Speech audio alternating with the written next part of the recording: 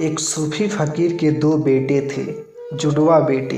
बहुत प्रेम था उसे उन बेटों से। फकीर मस्जिद गया था रोज की भांति और 2 सांड लड़ते हुए रास्ते पर आए और दोनों बच्चे उसमें कुचल गए। फकीर घर लौटा, पत्नी ने उसे भोजन करवाया। बताया ही नहीं कि बच्चे मर गए। जैसे रोज भोजन कराती थी वैसे ही पंखा झला, भोजन लगाया, फकीर को भोजन कराया। फकीर ने बार बार पूछा कि बेटे नहीं दिखाई पड़ते, क्योंकि वे रोज उसके भोजन के समय उसके पास आ जाते, उसकी थाली में बैठ जाते।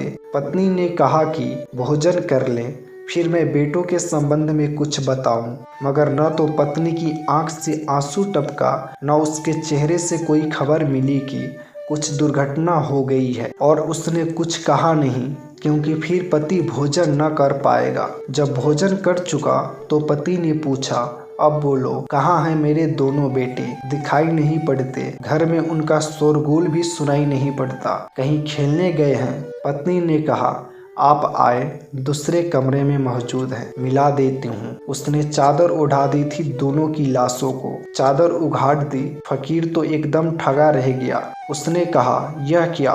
उसकी आंखों से तो आंसू झलकने लगे। उसने कहा, यह क्या?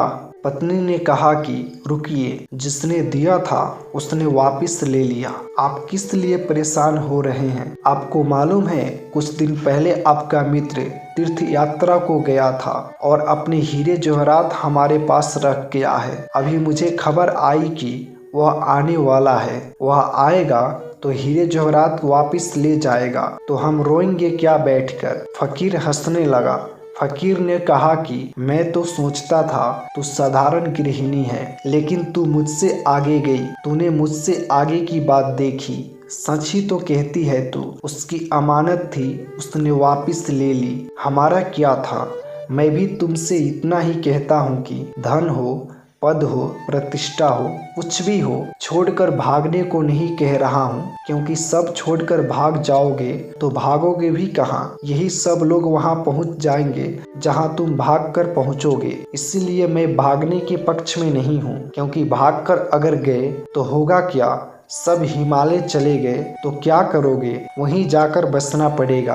आखिर सभी लोग वहां पहुंच गए तो दुकानें खोलनी पड़ेंगी। मानिक बाबू को गुड़ की दुकान खोलनी पड़े। आखिर इतने लोग रहेंगे तो गुड़ तो चाहिए ही, और गुड़ आएगा तो मक्खियाँ भी आएंगी, और फिर सब आएगा। और जब गुड़ ही आ गया तो फिर और क्या बचेगा? सब उपद्रव हो जाएगा। गुड़ जल्दी ही गोबर हो जाएगा। तुम जरा कल्पना करो कि सारे लोग सन्यासी हो गए और भाग गए।